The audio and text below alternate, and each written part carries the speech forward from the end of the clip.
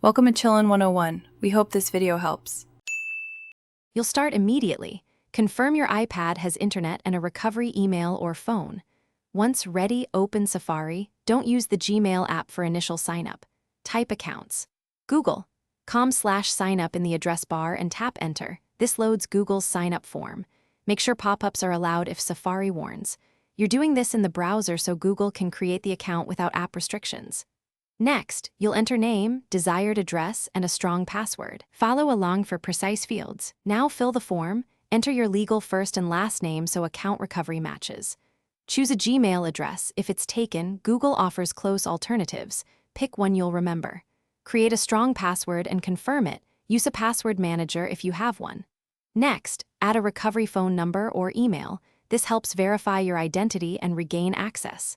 Make sure birth date and gender are accurate or set to prefer not to say. Once done, hit Next and follow verification prompts. Finish by verifying. Google will send an SMS or email with a code. Enter it when prompted to confirm ownership. Then review Google's terms and privacy settings, choose personalization options deliberately, and make sure sync is enabled if you want contacts and calendar saved. After account creation, sign into the Gmail app or Safari to confirm mail flow.